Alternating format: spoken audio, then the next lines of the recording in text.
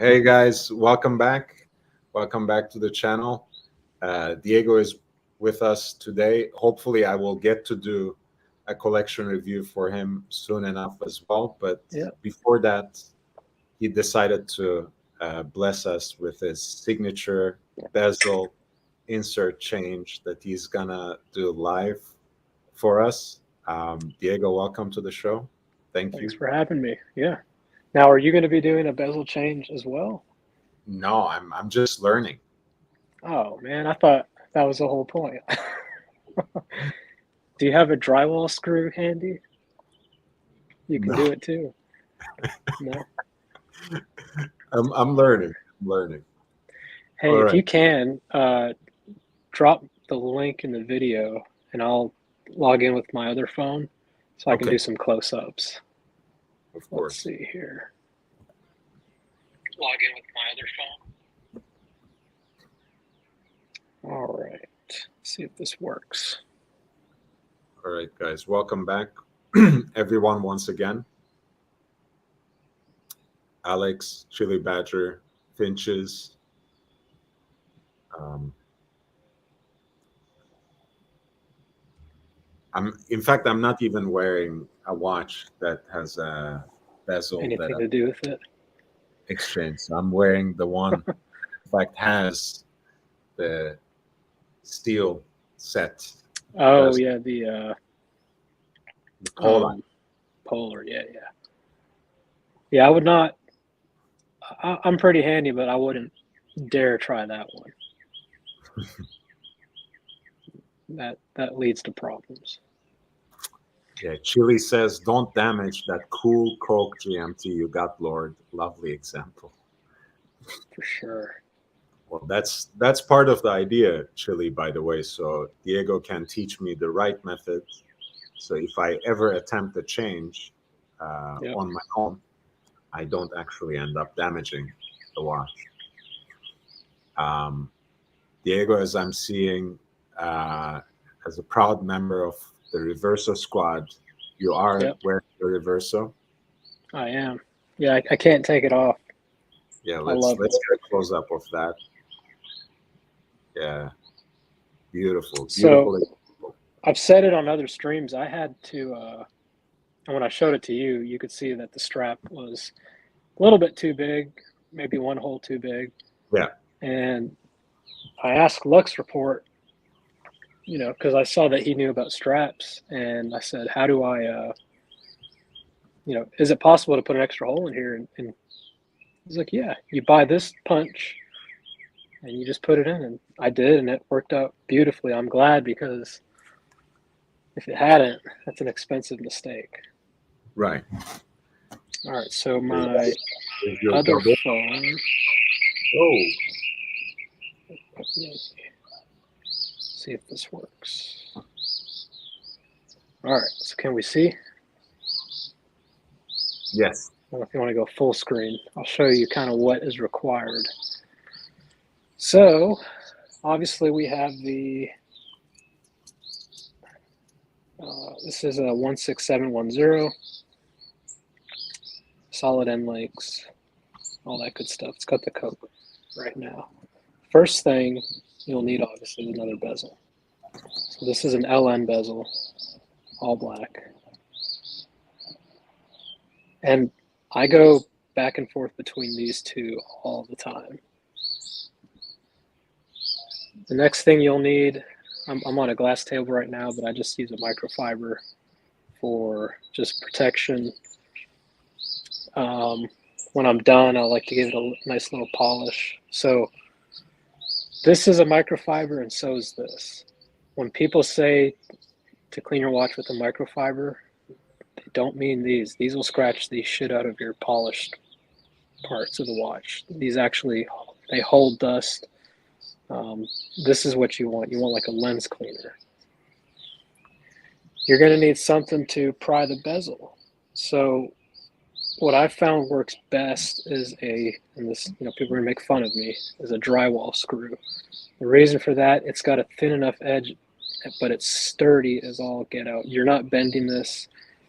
The only downside that I found to this are these ribs. You can see when I press on my fingers just how sharp they are. Mm-hmm. And so the last thing that I use is a welder's glove, essentially just to protect my fingers while I apply the pressure. Actually, that's the part that I make fun of. The drywall screw, I don't have a problem with. But the welding gloves seem a little excessive. I understand your reasoning. Now, the other day I did have that glove was in storage, and I actually ended up just using this microfiber kind of like that to do it. Mm-hmm. And it worked just fine as well. So you just, you know, if you're going to use a drywall screw, just something to protect, because there is a little bit of force. And when you start squeezing that, it can really hurt your fingers. So I'm going to take, if you're ready for me to do this, I'll take because I don't have a tripod on this one, let's switch to the other camera. And I will see if I can do this live. Let me take the camera really quick. Oops.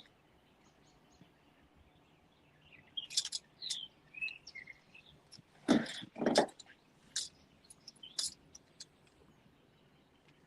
tighten her down. All right.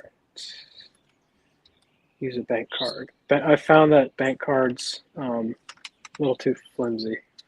Maybe mine is just a little bit tighter than everybody else's. Well, Danny mostly deals with cash as part of his job, so he has to find some use for the bank card. Yeah. All right. Here we go. Oh, the other thing I forgot to mention was we're going to cover the watch in plastic and pry. So the other tutorials I've seen on YouTube, they will use a jeweler's knife. They will tape the lugs. They will take the bracelet off. They'll do all sorts of things that either aren't necessary or may cause you to damage the watch. The reason I'm opposed to using a metal tool is, one, you'd have to tape things up. You're going to, you know, people say it won't, but you will scratch the underside of the bezel. Mm-hmm. And as you can see, this crystal is raised. So imagine if you have a lot of pressure on a knife and all of a sudden it's just too much and it smacks against that crystal. Who knows what's going to happen? I don't know if it would crack it or chip it, but I'm not willing to risk it. You know, jewelers are professionals. They take all sorts of precautions on top of that, and they also have the knack for it, right? They have had the training for it. They have had the experience of it. They have had the practice. So when you use a tool like that, it's not the same thing as a jeweler using the same tool. Absolutely. Just wanted to say these watches are awesome in that you can have, you know, these bezels are, the originals are about 200 to 350 or so if you're just getting a new old stock example. If you're getting a faded one, it's a little bit more. But you can essentially have 3 watches, or if not more. Now this watch is serialized and the papers are for a coat. That's how it came. But it wouldn't be incorrect either to do a bezel swap. So we're going to go ahead and get started. I'm going to first put on the welder's glove. There's a nice shot of the reverso. Actually, you know what? I was doing a little gardening with this glove, so I need to get some of the dirt out. Talking about scratching and I've got dirt on the glove, but we'll have the plastic over, so it's not going to affect it. Now, we'll pick it up. And where did we go? Pick it up, Diego. Pick it up. So the one thing I would caution against is putting any kind of lateral pressure on the bracelet. When I'm doing this, I've got my hand through the bracelet, but I'm not putting any pressure on the sides. Mm-hmm. And all you have to do this. Show you a little better. Yeah. You're essentially going to get this under this lip here at 7 o'clock. The reason for 7 is you have a good fulcrum point. and the spring is also here. So you don't want to do it from up here because of the yeah, here to view. Terrified to try. This is the best way. I mean, I know this looks crazy, but I've done this probably 100 times on this watch, and I've never scratched it. So we're going to put this in.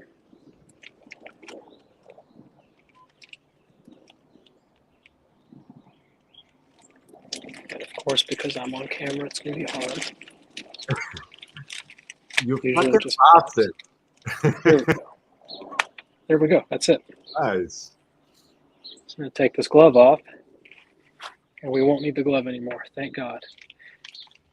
After it pops, be careful. Reach underneath, remove the plastic, and you'll see why here in a second.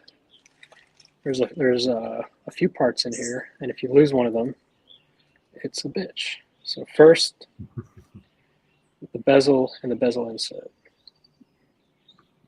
That's how it looks. We're going to set that aside.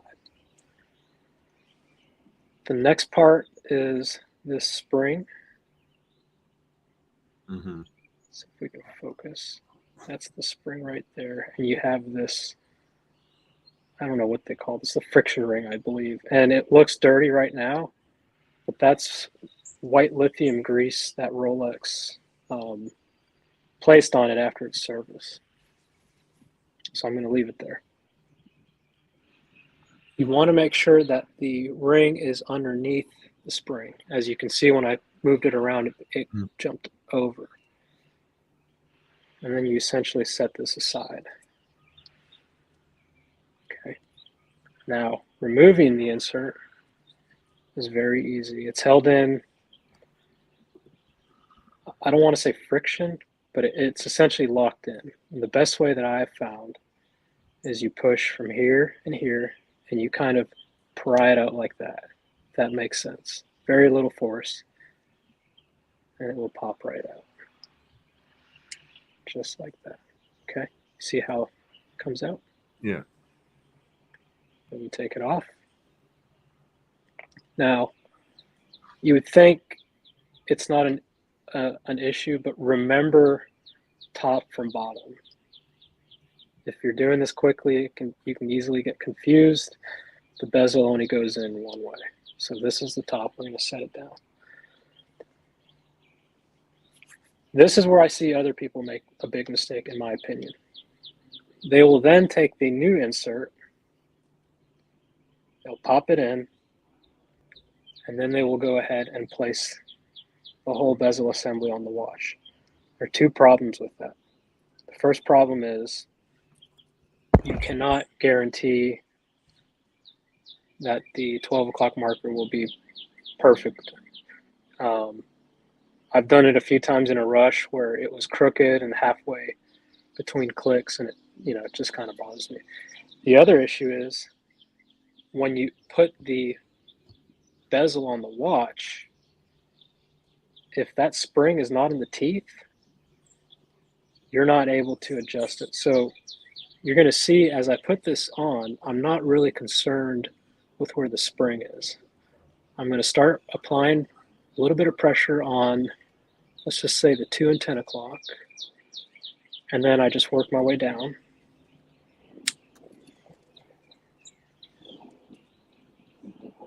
And it clicks in. Right now it's moving freely. Mm-hmm. All we have to do now is just use our fingernail and get that spring underneath. And now we have clicks in both directions.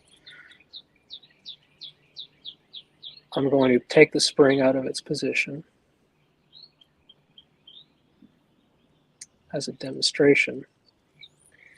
As you can see here, the spring is within the bezel assembly. However, it's not engaged in the teeth. There are no clicks happening right now. If we had placed the insert on prior and we got unlucky and that spring didn't engage the teeth, you would have to start over. You'd have to remove everything, take the bezel out, pop this back in. So it's better to simply just do it without the insert first.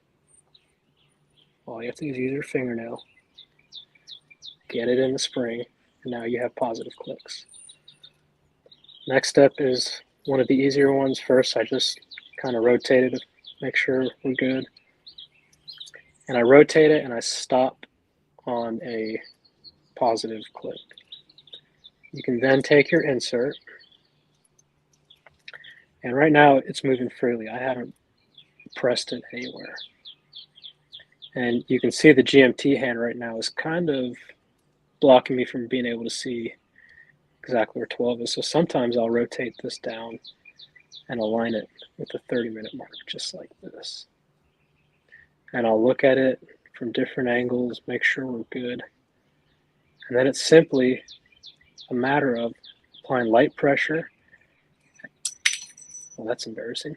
But light pressure, and then we're going to press, and this is where we start applying real pressure to get that final pop in. So let me grab that bezel. Yes. Well, this is embarrassing. It fell off my balcony. Really? So we'll put the, yeah, that's okay.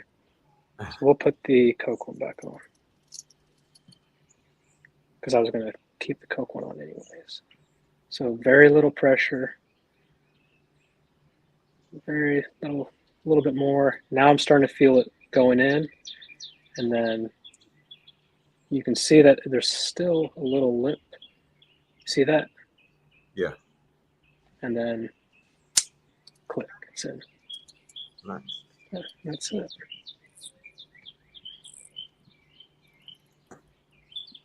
So if you will excuse me, I'm going to go grab that bezel really quick. Yeah, just a bezel quick question. insert. That one is aftermarket? No, these are both original. So this is the one that came with the watch, Okay. and the black one was purchased after owning this.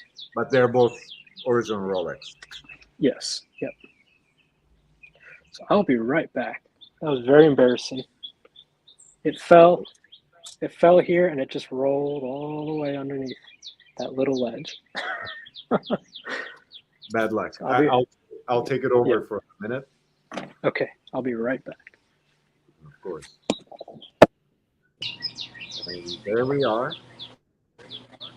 With the beautiful chirping in the background, which I'm gonna leave. That's the signature Diego bezel insert change that he performs on a regular basis. I'm not gonna try this just yet, but I did bring out my Coke right here.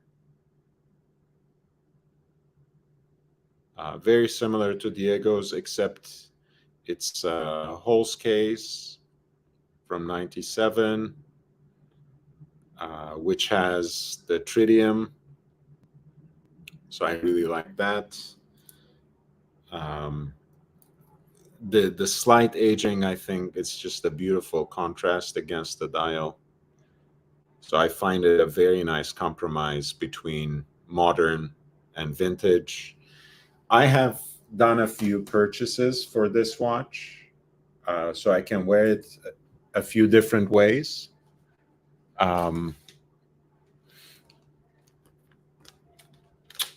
First of all, some of you might know I have a 70s Datejust with a silver linen dial, so a very nice Jubilee bracelet. I have gotten the end links appropriate to the 5-digit GMT, so I can actually wear that bracelet on this for a little bit of a marathon man vibe. GMT on a Jubilee bracelet. I think it's a great look. Nice change of pace. I have also gotten an original Rolex black insert.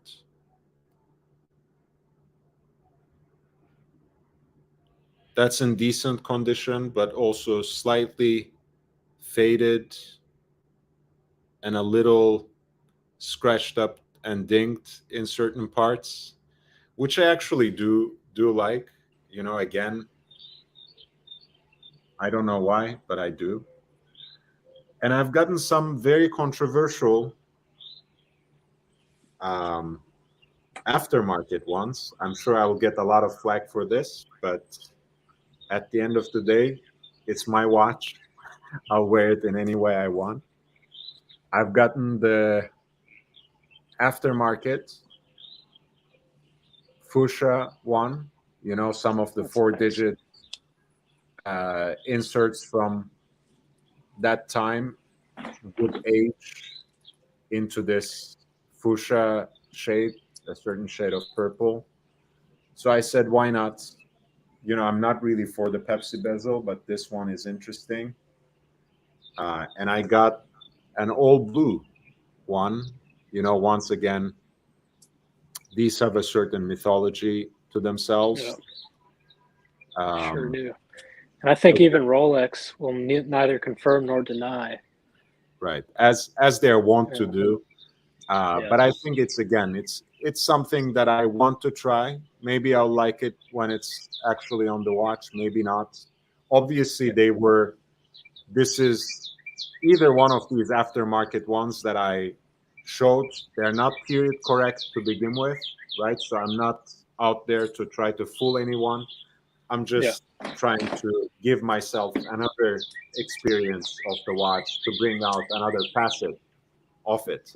Um, you are you inspired by Marcelo at some level with Me? this, like, bird noises in the background? No. We can go inside now. Let No, me move my.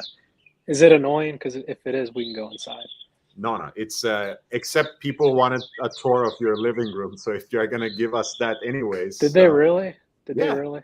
yeah, Okay. yeah, yeah. We can do that. We can do that in a little bit. Update on the black LN bezel. It Yeah. did receive damage. Oh shit. Very, very little. It's on the underside. You see those silver specks? Yeah. So the front is perfect. Oh Let's shit. see. Yeah. So we're in good we're in good shape. Lesson learned. Fell on the ground and just rolled right off the balcony. So GB says, sorry, let's try this. Time is money says, well done, Diego. I don't think I would try this myself. Nice work. Alex says, I wouldn't trust my hands to do this. Chili says, are you on the 15th floor or something? no. He says, don't do it while stoned. Agreed. Agreed. Chunk says, a squirrel just ran off with something in its mouth. Yeah. We have some squirrels here. Mr. Stern, no way I'm doing that. I cannot even wire a plug. Danny was complimenting me on the bezel inserts. Lovely. Yep. Thank you. GB says cyberpunk. And Via was asking whether it got damaged. We showed that. Nope. Again, that's beautiful. All good. Thankfully. How do those, I missed your tour of all the bezels you bought. I'm guessing the black one's original, and then the fuchsia and the blue are not correct.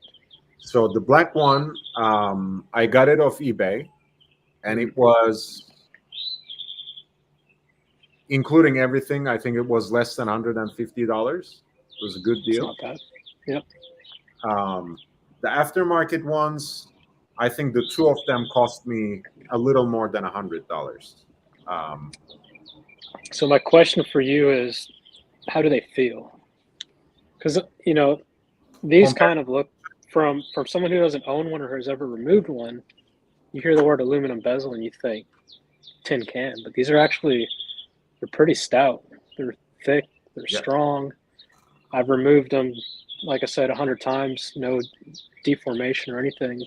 Are the aftermarket ones the same, or can you kind of feel the difference?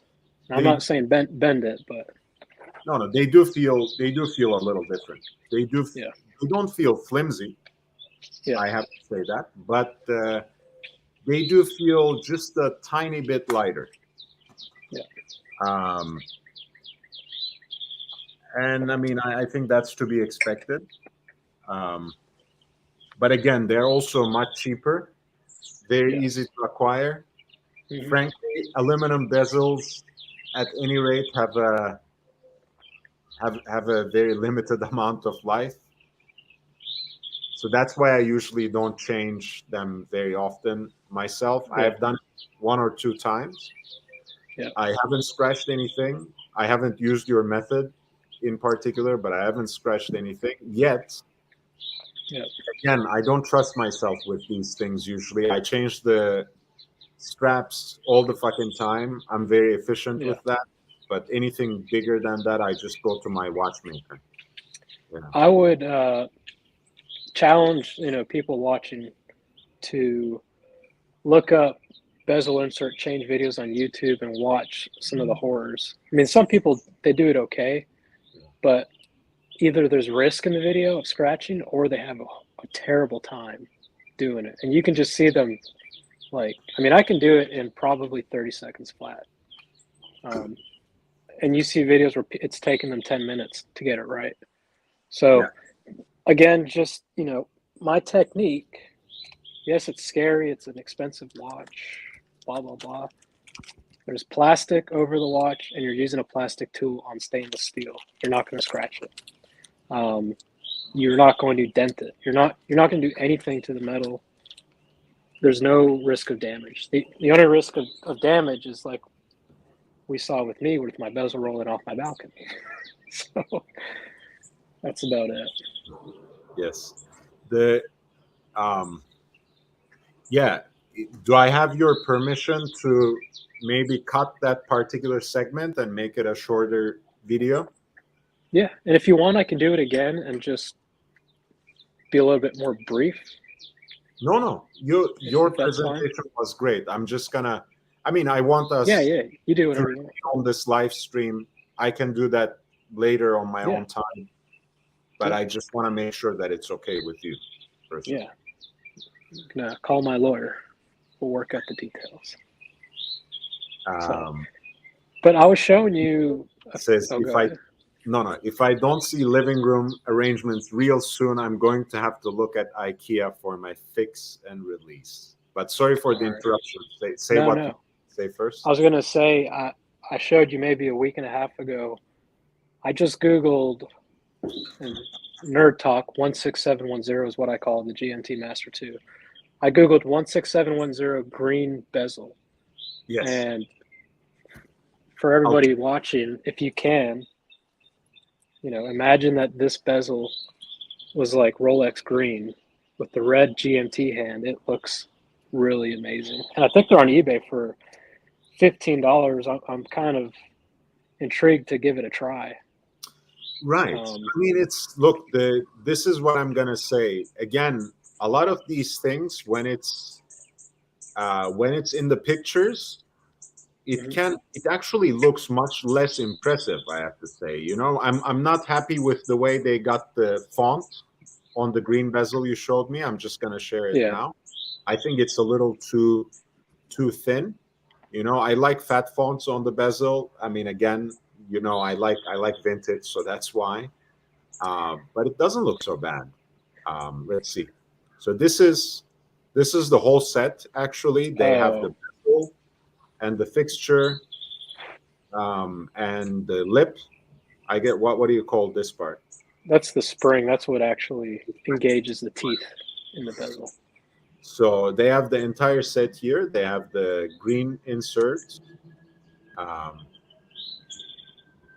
and I think, yeah, that's the photo I was talking about. That looks awesome. Now, I would buy this only for the insert. I would not use the aftermarket bezel itself. But to me, right. that looks like something that could have been an anniversary model for the GMT. I think the green and the red just really go well together. Of course, yeah, I do like it visually.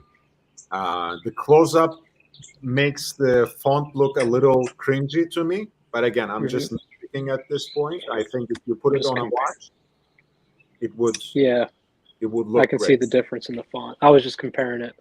Yeah. I've never actually, Austin Daniels has done a lot of really good videos on the different fonts, the different eras and bezels. Yeah. I don't know if there's anything special about mine. I really don't. But people will pay, just like with the flat 4 on the Kermits.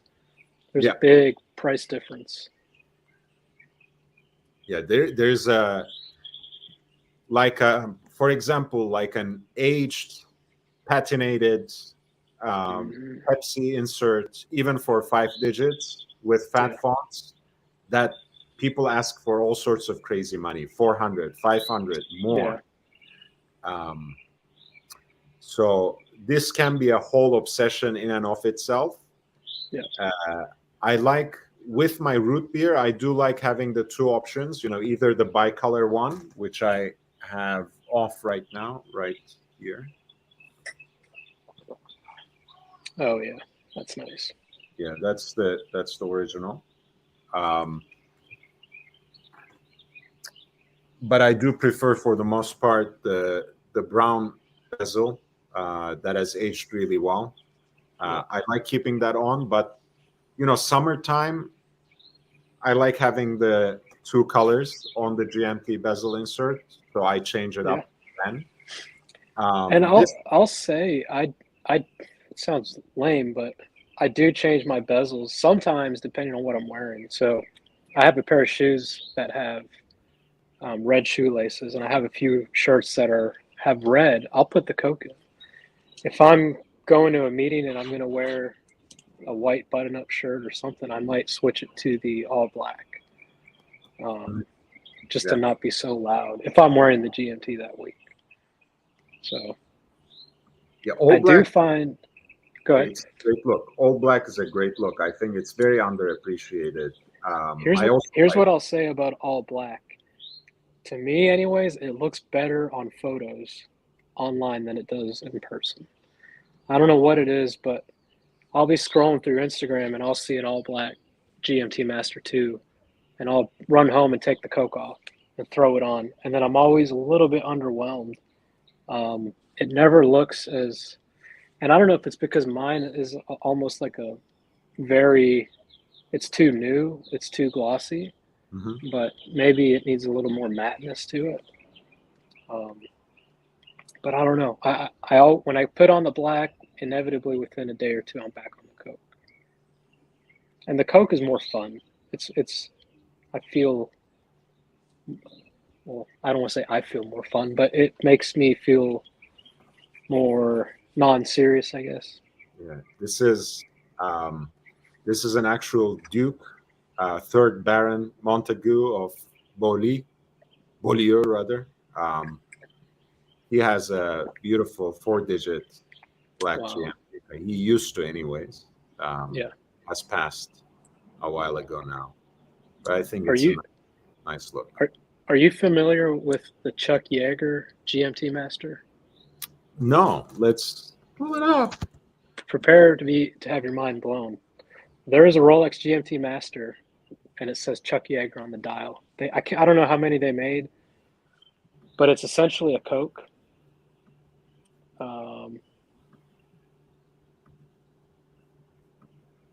Oh wow! Yeah. What does it say? I can't see that. Does it actually say Chuck Yeager on there? Yeah, in red. Wow, it's not just for the shakes, huh? Yeah. Now, how cool would that be to have that one? That's pretty slick. I like that. It's not. I mean, and he wore a GMT Master, I believe, when he broke the sound barrier, or it might have been a Submariner. Maybe not. I don't know. I can't remember when he broke the sound barrier. I don't think they had him in the 50s today. And these are authentic. It's a 5-line. Yeah. Chuck Yeager in red, and then it also says the real McCoys. Yeah. So I want to say maybe they made 150, 200. It might say on the back, one of so many. And it has an engraved case back as well. General Chuck Yeager, the real McCoys, Glamorous Glennis, his signature. Yes. So Glamorous Glennis was his wife, and every aircraft he flew in, he would put Glamorous Glennis on. Pretty damn cool. I watched that. Nobody I've ever seen it anywhere else talking about online. Oh, and it has like the paperwork that goes with it. Oh man, if someone if someone likes this stuff, actually, just go and get it. It's Yeah, still on sale. It's not an outrageous price. it's not. You can find in really good condition Z serial and M serial and V serials for way more than that. You Yeah, know, everybody talks about Tiffany dial Rolexes, but I think this would be a lot cooler to have. of course, and it has the paperwork. Now I get the connection. This is a Japanese company that produces all sorts of Americana clothing, the real McCoys. Okay. Uh, so it has the date of manufacture. It has the reference number here. The real McCoys, Japan Limited Company, certifies this Rolex to be in perfect condition and warranties the reliable functioning of this entire chronometer for the period of 1 year from the date of purchase. They make like leather flight jackets and stuff, like that are reproductions of standard. Okay. Yeah, they're a very nice brand, very tasteful, very So now, expensive, but very tasteful. yeah. So that makes me curious then if these were produced by Rolex or if the real McCoy took 16710s and added their own print and changed the case back. I really don't know, but it's I worth digging mean, into.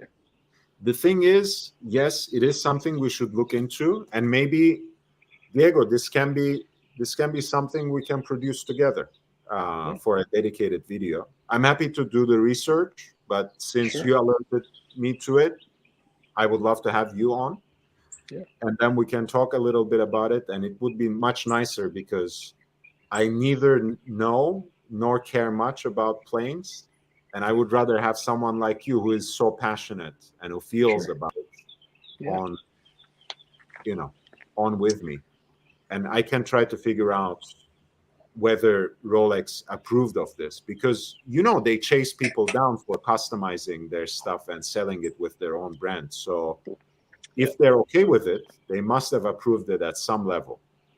yeah. Now these are pre 1999. Just the only reason I know that is because of the hollow end link bracelet. So Hmm. might have been different back then. I really don't know. One thing about Cokes, or not Cokes, but bezels that always baffles me. I, I check in on prices on these once in a while, but not like when I was looking for one. When I was looking for one, I would see many in pristine condition. They still had the chamfers on the lugs, Hmm. sticker intact, whatever. But the bezel looked like it'd been through the Vietnam War. And it added, or at least the seller thought that this made it worth $20,000. And it baffled my mind that, and maybe so, potential buyers couldn't put two and two together that there's no way that a watch where the case is brand new and everything had that bezel on it that went through war or whatever. Um, I believe a lot of those watches were reworked by companies like Roleworks, where Hmm. they laser weld the lugs and unpolish the watches, if you want to say it like that. But for anybody that is looking to buy a GMT-Master II, if you see one that has a very worn bezel or faded bezel, be cautious. Ask yourself if the rest of the watch is representative of that bezel, I think because that's there because there's a huge premium for these faded bezels. yeah, that's very wise, because that also explains, Diego, one of when it comes to four digits, for example, four-digit GMT Masters. Basically 90% of the ones you find in the secondary market have the Pepsi bezel. Yeah, No fucking way. No way. I mean, right. don't tell me that the black bezel was so rare and that Yeah, everyone somehow had the Pepsi bezel that they properly aged as well. So people try to play all sorts of tricks, yeah, and I like a good presentation from a seller. But for me, actually, the fact that my Coke was almost a full. My cork was almost too pristine and full set. It was almost driving me away from the watch. If I didn't see that the tritium was aged in a way that the bezel was aged, that the service sticker was still there, and they had the name of the owner on the warranty, and it was actually convincing that the guy sent it to the service and then basically safe queened it.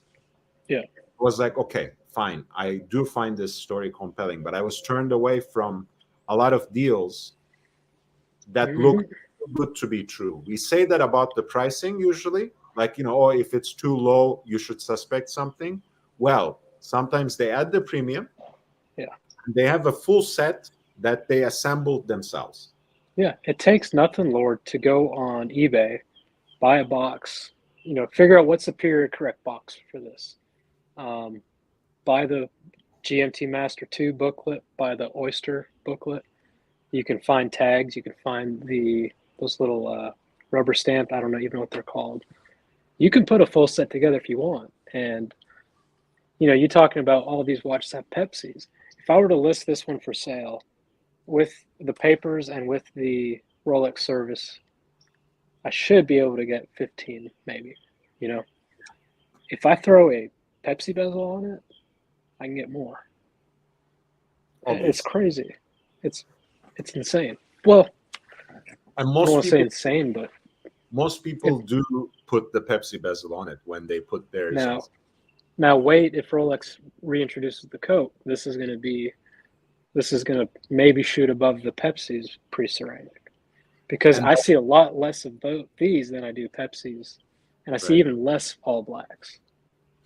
And that's exactly the kind of innovation that Rolex introduces. Something they have already taken away from us, they give us back as if it were something new, and that changes the entire market again. I was just talking about the root beer in that way, how basically the reintroduction popularized again the vintage line as well.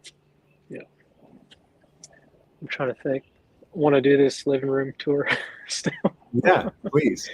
Let's go. I think it's kind of or started as a joke, but I think it's become a ritual. So let me turn my camera around.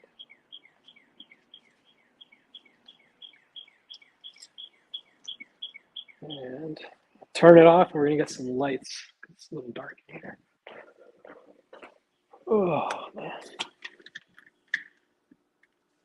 Let's see if we can get the dog in.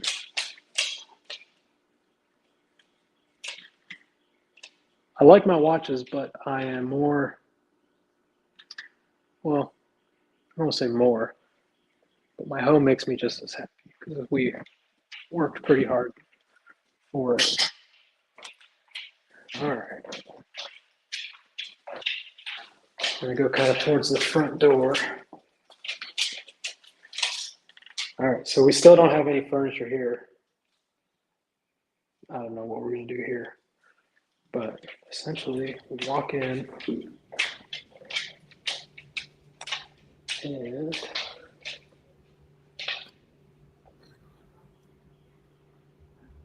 there's like a place to eat. Nice. The sofa, plant, and the kitchen, the mirror. And that's like I guess an office. So we're trying to sell this damn couch. It's a nightmare. That's my office. And then I guess the only other really thing I'm proud of is this planter here. I worked on this last weekend.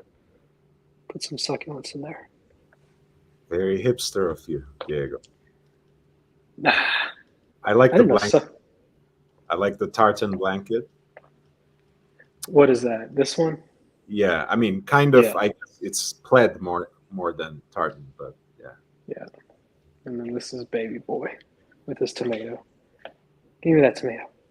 Give me that tomato. Give me that tomato. And then back out to the balcony. Yeah, he's having his problems.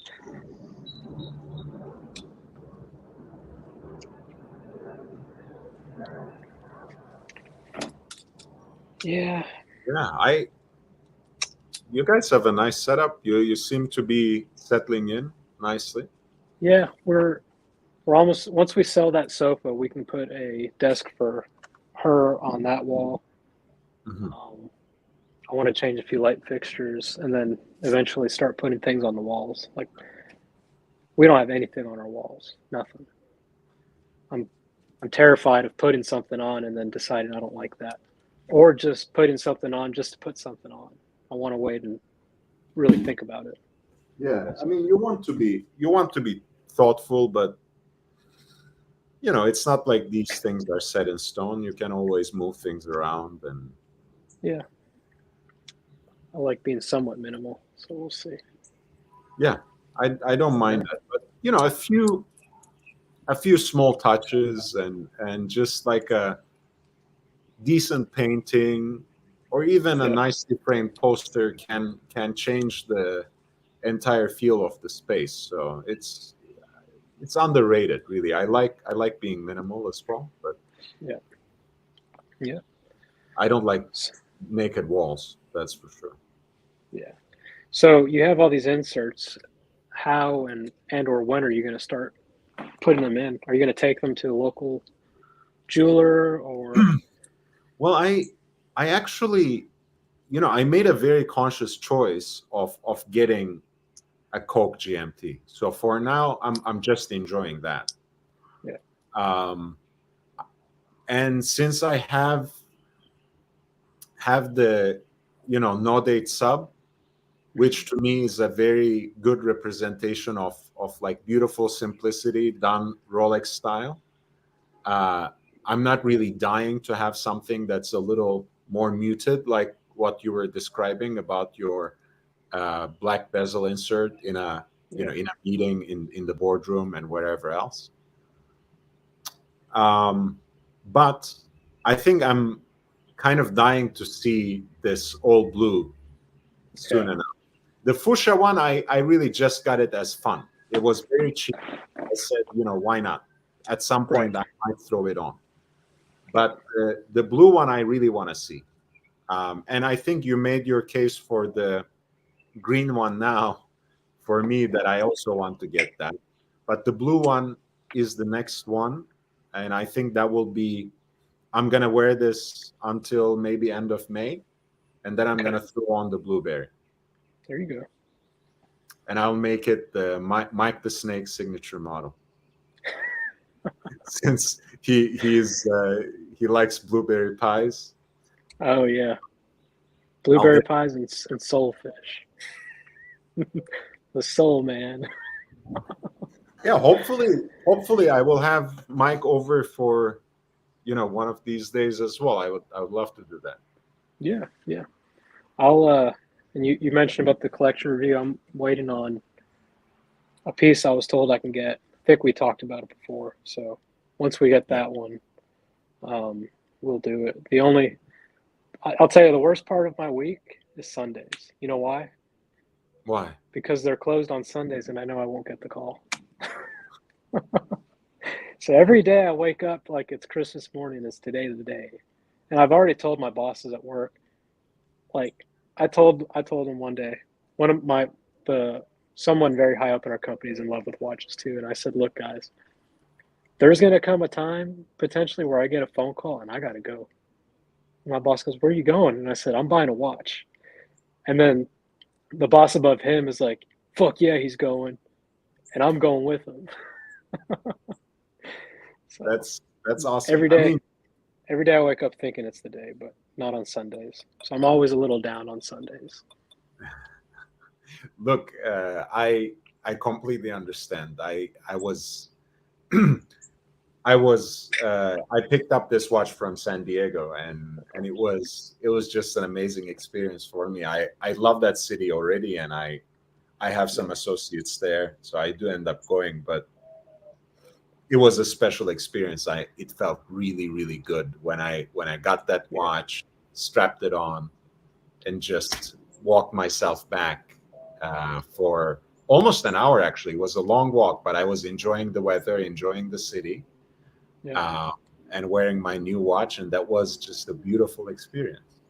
Having that full set too, there's something, I mean, for me, for the most part, most of the stuff's at the bank, the paperwork and all that. But beforehand, I used to keep everything here.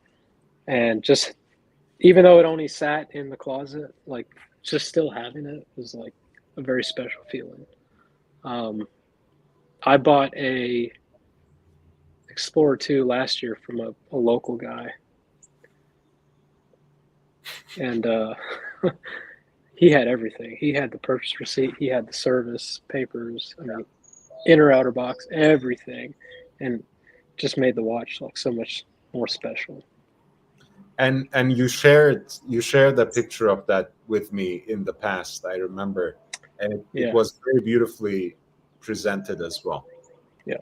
And there's something about that. Again, I go back to it once every so often. Of course, I don't wish this on my worst enemy, but if one day you have to sell your watch, the Yeah. way you present it makes all the difference. It That does. I see all sorts of ads, and I know you are very careful as a buyer, but most Yeah. people, when they see a few blurry pictures and just the watch presented at awkward angles, even though it says original box, original papers, there's no sight of those in the photographs that are posted. Most people just run in the other direction. I know you are very persistent and very cautious Yeah. and very careful as a buyer. So you write, you make phone calls, you talk, you ask for more pictures. Most Yeah. people don't go through that trouble. So as a seller, if you want to sell your watch, presentation is so important. Take good pictures, Yeah. lay them out in a certain way. Take pictures of everything. Sorry, you were saying something. I was going to say this, that sometimes and this is just personally, when I see photos that are too perfect, there's a company called Swiss Watch Expo as an example. I was looking at day dates today on their website, 1803s and 18038s. And they had like 5 representations of each reference. You couldn't tell the damn watches apart. I didn't know if I was looking at the same watch. Like, that's how consistent the photos were. That's how I mean, and kudos to them. They do a good job in consistency and their lighting, but it almost, I don't want to say it too good to be true, but I don't get the feeling of seeing the watch in natural light. I want to be able to see that watch in the sunlight, see exactly what I'm getting. I don't want it in a white photo box. Exactly. No, Um, it needs to be. it's so hard to tell if a watch has been polished if it's taken on a professional camera in a photo box. You can hide a lot, I guess is what I'm saying. The expectation is very different anyways from a professional dealer and from a private seller. Yeah, So you have to embrace the fact that you're a private seller. You can still present the watch well, yeah, detailed pictures, well taken, aesthetically representative, representing the condition, all the collaterals, box yeah, papers, if it's a full set, everything laid out well. Throw something in there. It might seem insignificant, but throw in a service pouch. Throw in, yeah, maybe you have an extra copy of a Rolex book. Throw that in.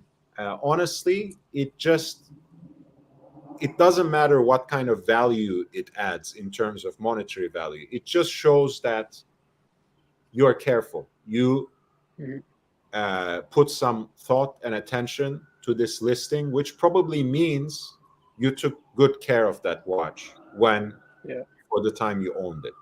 So put your best foot forward when you're selling a watch, and you will make a few extra bucks out of it for sure. Yeah. Yeah, buying this one was, by the time I sent the money, it wasn't a gamble, but the few days prior to were, I ended up getting something like 30 photos and like 5 videos of the watch. Just because I think it was a kid, maybe 20 some years old, inherited it from his dad. I think somebody passed away and he got the watch and he didn't want it. And he was just taking blurry photos. I couldn't tell if it had been polished. You know, send me a photo of the box and then just like, the box with everything closed. No, I want to see what's in the box. Back and forth, back and forth. Show me take a video of the GMT hand moving. Okay, well, how do I do that? And it's okay, pull it up to position 1. I want to see that hand moving, jumping hours, make sure we're good to go. And after about 30 or 40 pictures, I finally felt comfortable enough that the watch was what it was. Because it was so hard to see with the photos being blurry. Yeah. You just never know.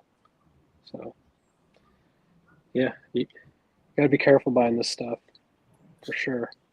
By the way, I think Palway was commenting, even though our age difference again is not too much, but I think we, if this show isn't pulling in the ladies into the watch community, I don't know what will. You have the Silver Fox, you have the Young Gun. The Silver Fox. We have everything you need. Yeah, we're just missing Drew. We need Drew to jump on and take a shower. Although I think, we have very tough competition with Oshin. I think that is the chick magnet of all watch channels. I think he gets the largest share of female. Oh, yeah, for sure he does. I have heard that he breathes very heavy, so I think that's a turnoff. He's a heavy breather. Well, I mean, look, he's a rock star, so he has that on most people. I do actually. I'm kidding on one side, but me too. I enjoy his content immensely. Yeah, he does. He puts a lot of work in his videos. Like, if you've ever filmed, if you've ever edited, it's one thing to watch his video and be entertained, but if you watch it again, you're like, how many shots this guy took? The audio mixing, he didn't just show up on a canal and plop the camera down to record. He had to wait for the right time. He had to wait for the lighting, all that stuff. But it takes a lot of time. And he makes very conscious aesthetic choice when it comes to the background music. Yeah. He also, I think it helps that when he talks, yes, it's very extemporaneous, very authentic, but he's the kind of guy who has very strong opinions. And I think that actually helps because he has a lot to say and he shoots very straight and he communicates really well. Again, all those years of having been on the stage really helps him, I think. I really, really enjoy all his content, not only the professional shots, but also Q&As and live streams and everything. Huge fan. Top off here.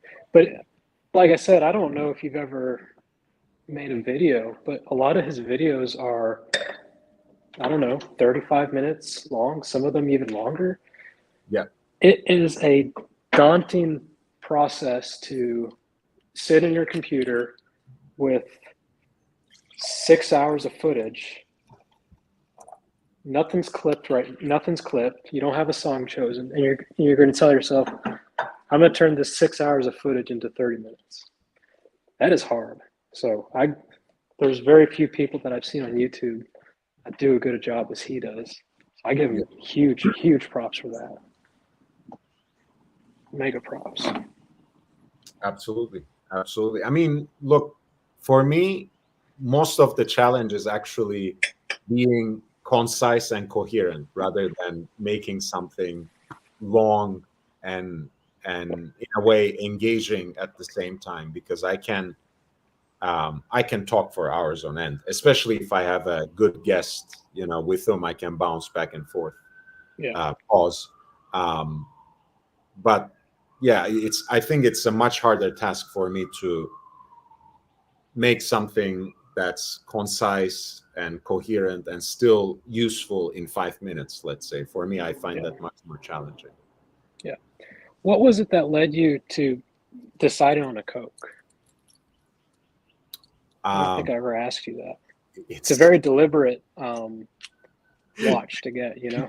It's um, almost childish. And I told this story on the channel before, so I don't bother sharing it again. But one of my very powerful childhood memories is watching this Coke commercial where polar bears were drinking, Coke out of the bottle. Do you remember that one at all? Yeah, yeah, yep. They bring it back every Christmas. Right. And I remember, I think that was the original iteration when I watched it when I was a kid, which seems like ages ago now. And I was so fascinated by it. And I think just the next day, my mom comes in with this plush toy of a polar bear with a Coke badge. Oh. And I kept that toy for unhealthy amounts of time. Um, and it just kind of clicked something, turned a switch on in my mind where Yeah. I had lifelong brand loyalty, right? I don't drink soda anymore, no fizzy drinks for me, nothing at all. But when I was drinking it, I remember, when someone came back saying, like, is Pepsi okay? It was like, absolutely not. I would rather not drink. Yeah. So I think that it was a conscious decision to the extent that I knew that's what I wanted to get because those are the colors. I know it has no real connection to Coke or Pepsi or root beer. It's just what we collectors have named it, and it kind of stuck. But with that kind of free association that my mind has, I was almost immediately turned off the Pepsi Bezel inserts, and I was just instantly intrigued by the Coke. And I like sitting back and thinking and psychoanalyzing myself, and that's what I found. Um, yeah, I just like Coke better than Pepsi, and that's why I went for the Coke Bezel. I think I do too. What do you set your GMT hand to? Anything Um, specific? it used to be Tokyo for obvious reasons. I've got mine on Ukraine time right Nice. now. It's interesting to look at your watch. Like for me right now, it's 1 a.m. in Ukraine. Yeah. I don't I know. used to have it set to Tokyo. Now I set it to Brisbane. Okay. Yeah, I did that for a few days. I I, I, was I like to move it around hmm, for if there's like a major world event going on, it doesn't have to be a bad event. It could be the Olympics, right? I'll switch to that. Or if unfortunately there's a conflict going on and I want to kind of know what's going on, I'll switch to that. And if there's nothing going on, I'll switch it to San Francisco time. That's where my brother is. Uncle Jonga asks, question to both of you guys. If you're waiting for a Rolex at your AD, let's say you have a decent relationship with them, how long would you give it before you pulled away and went gray market? Diego, take it on. If you have the money to do it now, you go gray market. And when you get your watch from the AD, you sell your gray market watch and you maybe make some money if you want the watch that bad. Otherwise, I don't think it's ever a good idea to broadcast to your AD that, hey, I've been waiting for a Submariner for a year. Screw you guys, I'm going gray market. Because for all you know, they were going to call you in the next 5 minutes to tell you, hey, would you like to come buy your Submariner? There was a guy on Tim Wright's stream that I feel bad for him. He put a deposit in for an OP41 silver dial, and I think he's been waiting over a year. And he was asking Tim, at what point do I tell him to screw off? And I just kept thinking, you don't, because you never know if it's going to be tomorrow where you get that call. You don't know you don't know the extenuating circumstances of maybe they haven't gotten any in. I would say there are a lot of watches I like that I wish I bought a year ago that I'm on a wait list for. Yeah. That, I'll hopefully eventually get. If I bought those watches a year ago, I wouldn't be kicking myself for paying over retail. So if you can buy it gray market right now and it's not going to hurt, I would say just go ahead and do that. And if you start seeing the market slip and you're not in a comfortable position, then get rid of it. But if everything's trending upward as it is, then just you kind of put in the back of your mind, I'll get the call eventually, and when I do, I'm going to sell the one I bought gray market and make some money. I'll just issue a quick correction. It's gotta hurt. It's gotta hurt. You know, that's for a fact. Yeah. But I think, you know, of course, everything we say on this channel is opinion based. But in this case, I try to remain objective because most of you know that except for one or two models in the contemporary range, I'm not really interested in getting a watch from a Rolex AD at any rate. But I try to approach it from from an objective perspective. In this case, I think it depends on a number of factors. One, which watch? Because I think, for example, OPs in certain colors, OP41s, there's no way that they're going to stay at the highest level that they have reached. Yeah, so that's true. Just don't buy them from the gray market. If money is an object, unless you really want something very special as a present for someone else and you have a lot of disposable income, who am I to advise you on anything? But if you're making a conscious choice to the point that you went to an AD and registered your interest, put yourself on a wait list for those kinds of watches that are clearly overhyped because of certain trends on the market, for dial colors, for obsessions on one color over another, for momentary interest that certain models reached. People were almost asking for the elimination of Oyster Perpetual because of how irrelevant it was to the they were line before this was introduced. So imagine, for this moment, for those watches, for example, do not go into the gray market. If you have, look, we all have certain kinds of relationships with our ADs. If we're talking about a situation where you have, in the last 2 years especially, received watches from this AD, don't give up just yet. You already have something going on. They have a track record of getting watches for you. You have a track record for getting those watches, wearing them, and not flipping them. Let's not disturb it just yet. Let's be a little more patient. I think a lot of the dealers, just like we are waiting for that moment that new models are announced. I think they're also waiting to chart their path for the rest of the year for at least another month. Give it at least 2 more months. Even if you have been waiting for more than a year, give it until May. I think that's... I want to raise a point too that a lot of people don't grasp when dealing with ADs. Let's just say you're waiting on, and let's pretend that this watch is still available, a GMT-Master II Coke, right? Mm-hmm. You've been waiting a year. That AD may have received 2 these past year and a half, 2 years, because of coronavirus and, you know, the shutdown at Rolex. Your sales representative at that AD is not the only person working there. There might be 8 or 16 other sales associates. And when the watch comes in, your sales associate may not even, for 2 years, get to allocate one to one of her clients.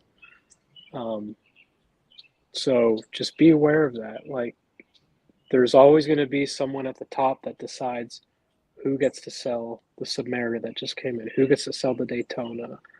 And it's probably going to the top sales associates that they get their first pick. So for anybody that is venturing to create a relationship at an AD, maybe my best advice to you would be try to figure out who the high salesperson is there. Whether that's by reading reviews on Google and seeing who's got the most reviews, or just, checking out their social media and seeing, who do they keep highlighting. It might not be a bad idea, because if you show up and you pick the good looking 20-some-year-old, she may have just started 2 or 3 weeks ago. And the chances of her getting offered or getting a Panda to give to one of her clients are very slim.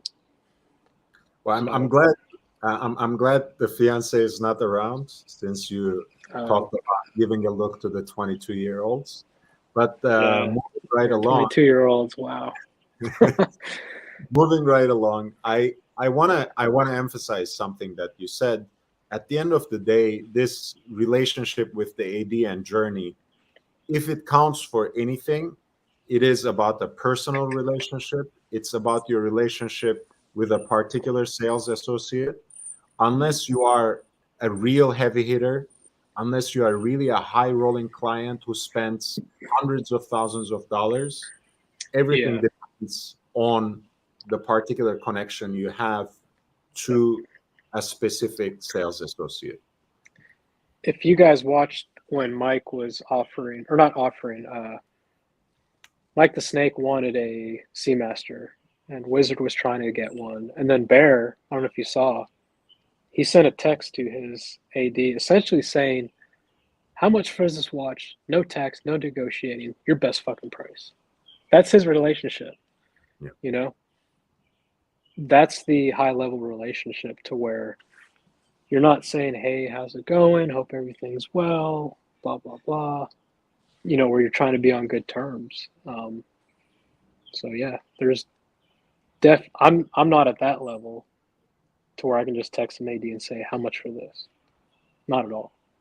But at the same time, when I do visit my ADs, I try to make, not intentionally, I genuinely enjoy talking to them about things other than watches, because they're interesting people in themselves. That's it. I mean, look, when I was in high school especially, but also later, I've worked a lot of service jobs, right? Yeah. And really, most of your interactions with the average person, it's just extremely unpleasant, because no matter who you are, right? As a university student, as a high school student, just to grow as a human being, you take on these sorts of jobs. And usually you have a person on the other end that makes all sorts of assumptions about you and disrespects you, or just doesn't care about you at any level except for the service you provide. So whether you are waiting tables, whether you are in sales, it's the same. And it always makes a huge difference when someone just treats you like a normal human being. It completely changes the nature of that relationship.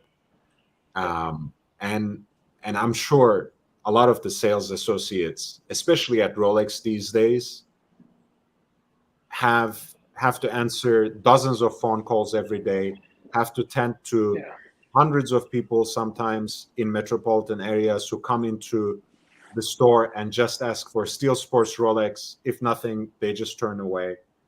You don't have it's got to be so tiring. Yeah, you don't have to bring them donuts. You don't have to bake cookies for them. All you need to do is, when you're in the neighborhood, when you're in the vicinity, just drop by. Hi, how are you? Call them by their first name. Make sure that you care about them. I was just passing by. I wanted to drop by. Any news on that model I was asking for? My birthday is coming up. I would really appreciate it. Of course, I understand, that there are only so many, and, maybe you have already allocated them. But if something comes through, or if a deal falls apart, would you please let me know? That makes a huge difference. Believe me, it does. Yeah. Like I said, the last, numerous times, but even this past time, I was taking a pen to Mont Blanc to get repaired, and the AD is in the same mall. So I texted her, "Hey, are you working?" "Yeah." "Okay, I'll come by and say hey." We probably talked for about an hour, and in that hour, watches came up 0%. You know, we talked about each other's family. We talked about Ukraine. We talked about, you know, how's the furniture coming in the new place. So, and I think there's an understanding that if she has something for me, she'll call me, you know. So I don't know. I think we both just enjoy each other's company. For her, it's refreshing to maybe have a customer that's not just showing up to say, "Hey, when's my Batman coming in?" You know. And for me, it's refreshing to, you know, talk to somebody who's intelligent and has a different culture. She's from Ukraine. Very interesting person. So who also has a passion for watches, so that if we do want to get on that conversation, when we do talk watches, it's never about when can I get the next watch. It's, have you seen that? What do you think about this? Blah, blah, blah. Right. So me time 369 says, if you could have only one GMT or the sub. I would go pre-ceramic sub 16610 for sure. Like if you told me you could have a GMT Master or any sub, that's what I would pick. All black. For me, again, you know, wristwatches, at the end of the day, for me, they give me aesthetic pleasure. Yes, I like them to have utility. I like them to have a decent power reserve that gets me at least through a couple of days when I change things up. But at the end of the day, I like Rolex for its simple beauty, and for me, it's the two-liner no date sub. Yeah. If I could have only one watch, beyond its particular meaning to me, beyond the emotional connection I have with my watch, I would want a no date sub. Could be 5513 from 60s, could be 5513 from 80s, could be 14060. I would love something like that as well if that were my one watch and I had to build from scratch. You know, I had a new old stock 16610 Swiss only. Beautiful. I mean, I'm talking, the sticker on the back was still had like, looked like a hologram. It was insane. And I preferred that a lot more than my GMT. However, I could not keep it. And do you have your GMT on you right now? The Coke? Yeah, I mean, explore. I want, but I have the Coke right here. Yeah. So I want to test a hypothesis.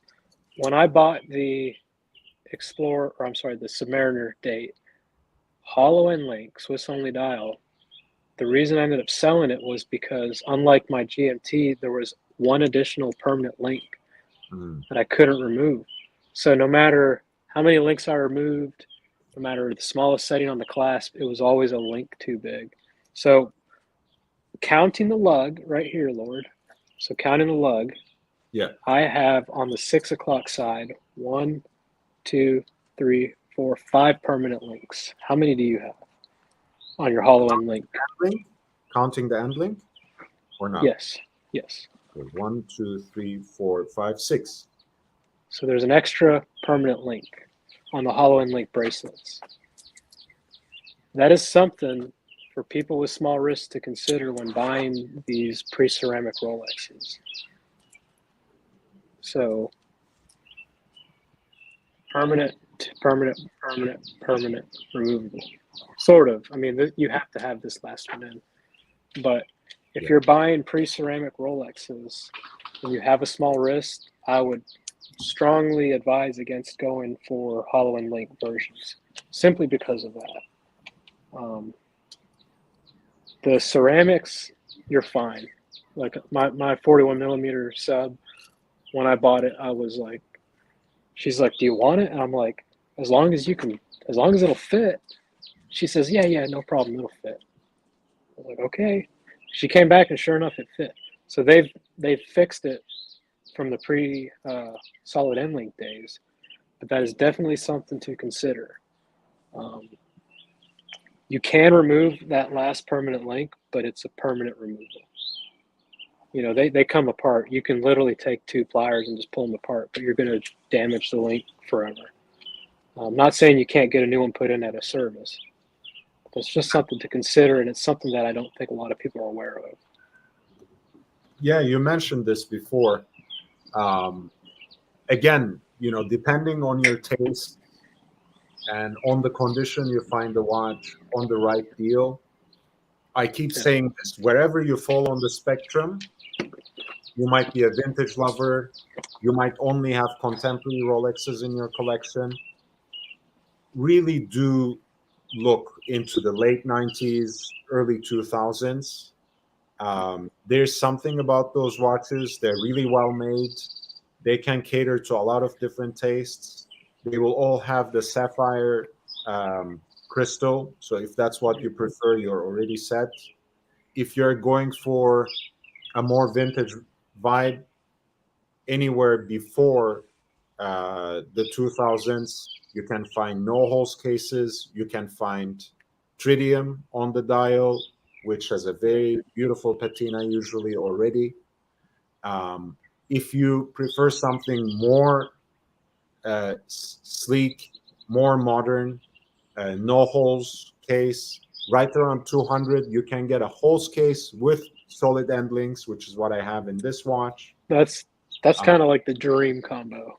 Right. And it's like, you know, it gives you a very contemporary, everyday utilitarian feel.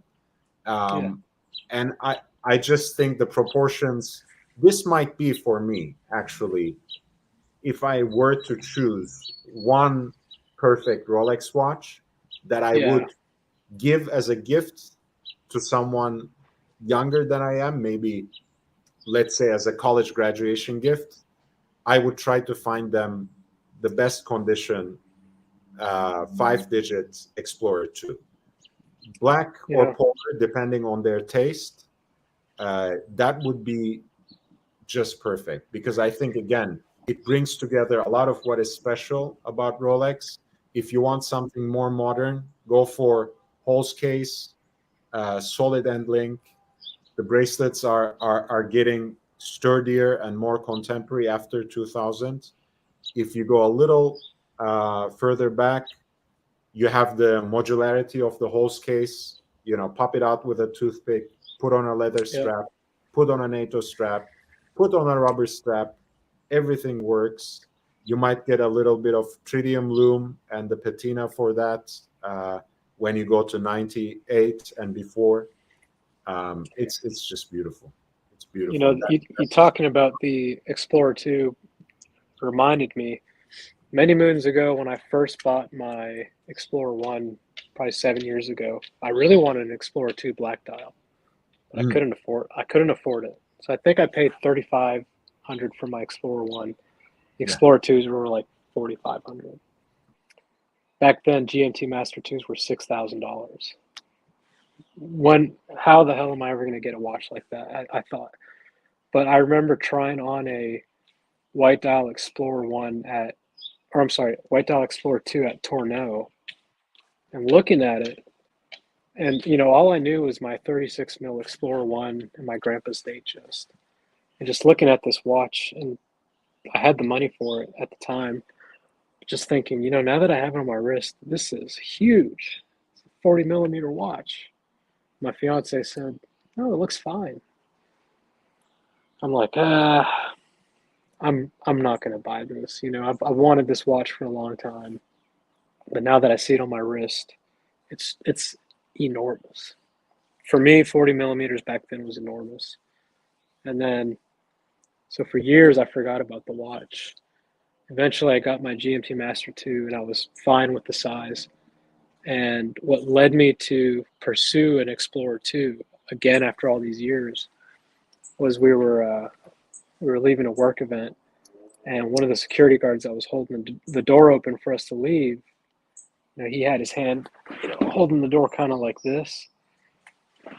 And as I'm walking out, you know, a little bit buzzed, I'm like, "Oh shit, you're wearing that's an Explorer too. And he's like, yeah. And I was like, God, that looks so good on your wrist, man.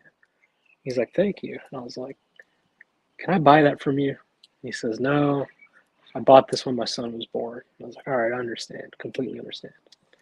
But that, seeing it after all those years on someone's wrist and just seeing how good the Explorer 2 white dial looked in person, forget photos, but in person, just made me go on this mad hunt of finding the best example I could find at a competitive price. So I think, honestly, given the choice between GMT-Master II sub of any configuration, Explorer 2 white dial, if I could only have one, I'd take the Explorer 2 for the rest of my life. It's just a killer watch. And you have kind of both ends of the spectrum at the Explorer 2 too, because you have the white dial, which in the Rolex lineup is quite unique, at least that shade of white, in a sports watch. And then you have the black dial, which again is as good of a representation of Rolex as anything else. That's probably the best bargain right now, is the black dial Explorer 2 pre-ceramic. Yes.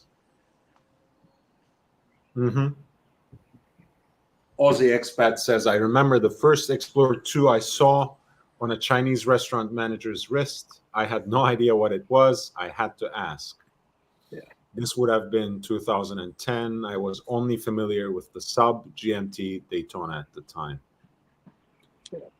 Yeah, I think that's not much different than the average person, especially the white dial. It can fly under the radar. When it's on its bracelet, of course, that's a different thing. But we were talking about this. I think actually I was talking with Aussie about this in an earlier live stream, when I was saying one of the reasons I like wearing these watches on a leather band or sometimes on a rubber strap or on a NATO strap is because they become a lot more discreet. You don't attract the bad kind of attention, because when you wear a Rolex watch, especially if it's a black dial, you wear it on an oyster bracelet, the entire package becomes instantly recognizable from 10, 20 feet away. Absolutely. And you can tell immediately, oh, that's a watch trying to be a Rolex. You know, like you can tell a Tissot bracelet, like, yeah, it's oyster, but it's not. Right. Yeah, but when you wear some of these watches, I mean, this one, for example, I think goes really well with like a slate gray or even a lighter shade of gray NATO strap. Beautiful. Beautiful. You can wear it on like a gray leather strap, smooth or textured. Like a taupe strap, maybe? Is that how you pronounce it? Yeah. All these are great options. And I think it's a nice way to get a different aesthetic out of what is already a great watch. And if you want to go fly a little bit under the radar, it's always a good idea to change things up, because a Rolex watch on an oyster bracelet or on a Jubilee bracelet is almost instantly recognizable. Sometimes you want that, and let's not fool ourselves. You know, even if you're wearing the most humble model in the lineup, you're wearing a Rolex watch, you want people to notice you. Don't bullshit me. But at the end of the day, there are contexts where you might want to just be a little more discreet. And then it's an idea to put on a leather strap, put on a different kind of strap. The place where the Ukrainian sales lady, I specifically wore a sweater when I was going there, so that I had the ability to cover my watch. That mall, there are a lot of robberies. There are a lot of stick-ups. It doesn't take a genius to watch somebody leave a Rolex store and follow them to their car. So that's a perfect example of when you don't want to be seen wearing a Rolex.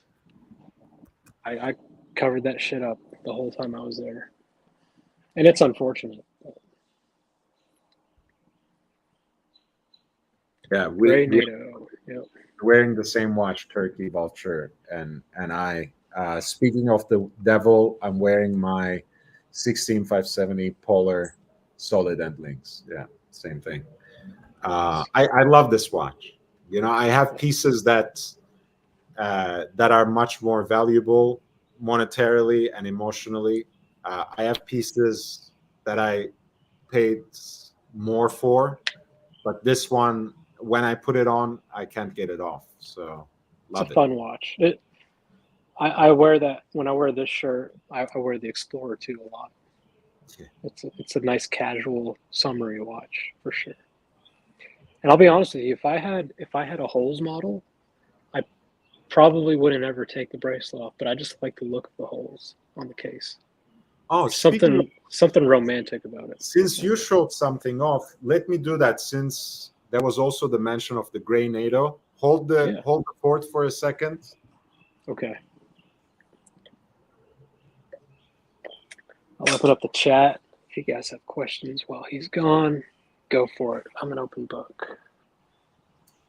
SP, that is a huge compliment. I don't think I'm that good looking, so I really appreciate that. You could appear on Radar at Home. Oh yeah. So I'm not as competent with showing you how I'm gonna do this. Oh yeah. I'm showing you with the camera. Diego is number one. I'm showing you this is the NATO I have. And sometimes I'm a little too enthusiastic with the toothpicks. So since I can break them, I took two. Oh, whenever on my grandpa's day chest, when I grabbed the toothpicks, I grabbed like 3 or 4. Yeah. Just you don't want to go back to the kitchen and grab more. No.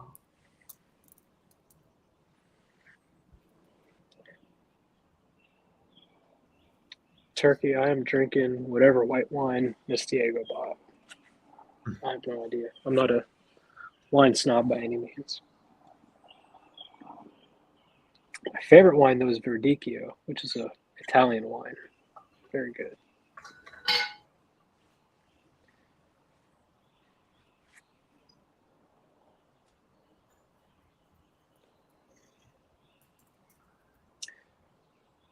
I don't know if I could ever be a NATO guy on watches, to be honest with you. I was really a NATO guy for a long time, and then the YouTube algorithm somehow suggested this TGV guy to me, and I saw him putting a NATO on just about any Everything. fashionable watch, and I stopped wearing NATOs as often. See, my love for these watches is just as much the bracelet as it is the watch head. You know, so I would always just be missing the bracelet. Yeah. I can't tell you for how many years I looked at pictures of this clasp online and just dreamed that one day I would be able to flip that lock and open it up and see the words Rolex. And just like it was a dream for me. So Yeah. it's this is just as important to me as the watch. So I don't know if I Honestly, could ever go NATO. the way you described it, I can't blame you for it. So we have the beautiful oyster bracelet.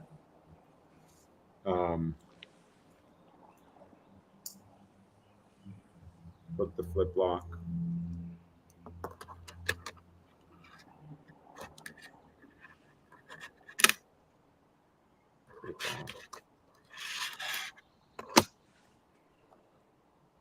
To I'll just put them in. Yeah, so you don't wear them on different straps either, not just NATO. My grandpa's day just because the Jubilee bracelet is in such poor condition. I'll put it on the lizard strap once in a while. Yeah. But I have never successfully worn it outside of the house on the strap. Part of me always puts it back on the original bracelet. I just can't. I don't know. It's weird. Where did I put this? Oh, okay. I thought for a second I lost the lock pin. Chuckstar says, I love me a 5-ring Zulu on occasion. Zulu is the one basically that doesn't have this extra part, so that it goes through one but doesn't have the second loop. So, I thought he might be talking about the African tribe. I mean, probably it has some sort of colonial origin, so we put the luck pins back. Nice. And have you seen that movie, Zulu? No, I have not. What kind of movie is it? Colonial England in Africa, fighting off Zulu tribes. It's scary. It's a terrifying movie. Those Zulu were passionate warriors. Yeah, I'm sure. I'm sure the Brits are actually much more terrifying than any supposed martial tribe. But I'll stop there so as not to alienate my view. It's terrifying because you've got 100 Brits versus 5,000 Zulu, and these are old Martini Henry rifles where it's like you pull the trigger and then you got to take the shell out, put a new one in. Scary stuff. Yeah, I mean those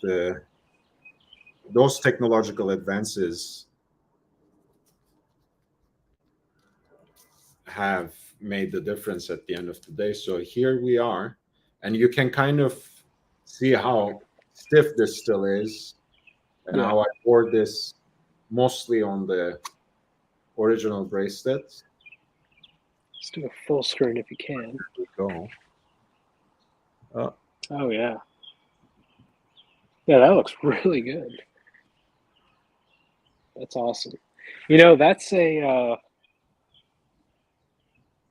if I were to go skiing or something, right? Cross country skiing or something like that, I think that's a setup I might definitely try out. That looks great. Yeah, I think this is a very good aesthetic for the Polar.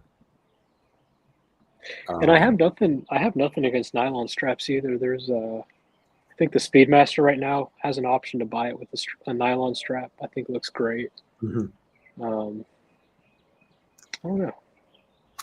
A few, it's a shitter watch, but the Hamilton Field khakis are offered with nylon straps. They look pretty good. So.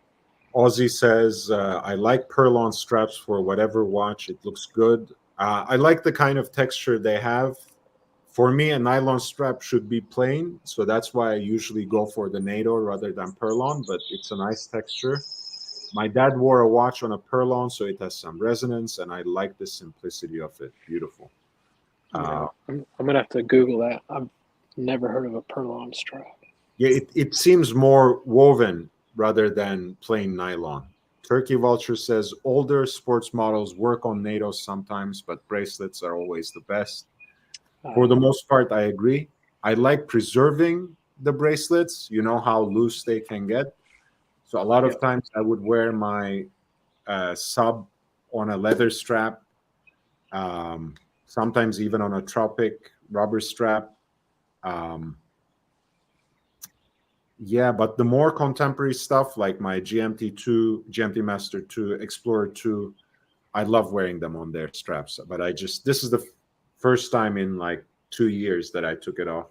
It kind of feels good, so I might just keep it like this. Yeah, and you get to clean underneath the end links. Right. Yes, Starship Troopers was kind of like Zulu. Yep. Yeah. Very cool. Very good. Very good. What's next for you? What watch is next for you? For me, I'm still mulling over a few different options. Honestly, I think. Okay, well, I am thinking seriously about the Breguet Marine, white gold blue dial version. Okay. Let's pull it up very quickly so we have I'm not familiar with it. good reference for it. It's On the secondary market, there are a lot of good deals to be had with this watch. I think it looks great on the rubber strap. It also has a blue crocodile strap that goes with it. That's also pretty fun. Let's see.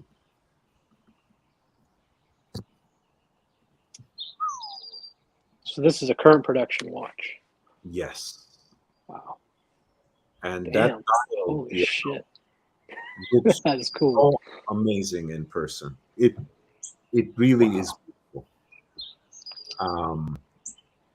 It's either on this rubber strap, which is nice and textured, but also sturdy. It's not like the Oyster Flex, so it doesn't really have any supporting Breathability. Yeah. material inside. It does have breathability, but not anything that's No more cushion. shape giving in it. This is the crocodile strap that goes with it. That's also quite beautiful. The case itself has an aesthetic um, that is very breguet, very reminiscent of like a pocket watch. Yep. Coin edges on the sides. This crown looks like a propeller. The rotor is like a ship's wheel, and so is the buckle. By the way, that connects the déployant. Yeah. The movement is very beautiful Wow. and nicely decorated. Uh, Yeah. And it's breguet and it's white gold. yeah, very, What very more hard could you want? to find anything to complain about this watch, honestly. Yeah. That's beautiful. Wow. Is that a watch that you can just put an order in, or is it something you buy second hand because it's cheaper, Well, or what's the status of that? they're available in the secondary market, and they are in fact cheaper. Yeah. Um, so this is around 30K, but in the secondary market you can find some for 22, new condition. But the boutique itself, you can sometimes they have it in stock, sometimes they can get it for next week. So it's not like sold out. I think the titanium version that's cheaper, that's a little harder to get, but it doesn't have the wave dial. It has like a sunburst blue, which is also beautiful, but not as special. This is hand guilloche. That is killer. This is hand operated guilloche. So, and it really looks beautiful in person. These ones are a little harder to get, I think. Speaking of guilloche, your Reverso Grand Date. Yes. Have you compared that guilloche to the current guilloche?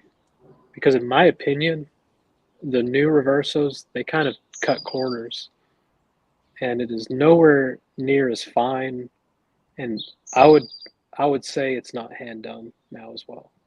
I don't know if on yours or mine it was ever hand done, but looking at mine, it is so fine. Like it is so fine. The new ones, it's almost like a cross pattern. Look, I think not a fan of the new ones. It's actually kind of like the difference between early Seamaster 300s and the ones now that have the wave dial. Yeah. Now I think it's a laser engraving full stop, whereas in the early 90s, even though again these were mass-produced James Bond watches, they were done with hand-operated machines. Yeah. So same thing with JLC. They still use, I think to a certain extent, they still use on most models, they still use the rose milled, hand-operated guilloche machinery. I don't think they ever applied it by hand, period, when it comes to that level of dial decoration. Yeah. But it was hand-operated machinery. Now maybe the kind of work and attention that goes to it may have dumbed down. But my God, the that little decoration again looks so dull in pictures sometimes. I was happy to have different textures on the dial, but in Yeah. person, it's different. Those like slight subtle scallops that, Yes, exactly. Like that almost like fish scale. it's so beautiful. You know, one thing I didn't realize about my Reverso, when I bought the Grand Tie, I noticed that some models didn't have guilloche. Others did. I wanted the one with. I didn't realize that the entire dial is metallic. Yeah, And in certain lights, the guilloche maintains its kind of white look, whereas the outer edge of the dial takes on a really dark gray. It almost looks like a two-tone dial. It's really interesting how sometimes the watch can look white, like pearl white. Other times it can look like a very deep aluminum. So I don't know. yeah. I'm Look really at a well decorated dial, even when it's a single color and doesn't have like a sunburst or heat blued or whatever else finish, yeah. it can become the main attraction. It's a lost art, really. I don't think, except for independent high horology brands, I think most brands don't really apply that kind of attention anymore. Yeah. Well, very good. Oh wait! The Pontiff started at 3:30. I think so. I got the notification on my phone. All right. Well, we're going offline. I'm jumping on Archie. Um, I will see you there, Diego. Thanks Absolutely. for the alert, Jay. Take care. Thank Have you so fun, much. guys. Like, See you subscribe, guys. tell your friends. Bye. See you.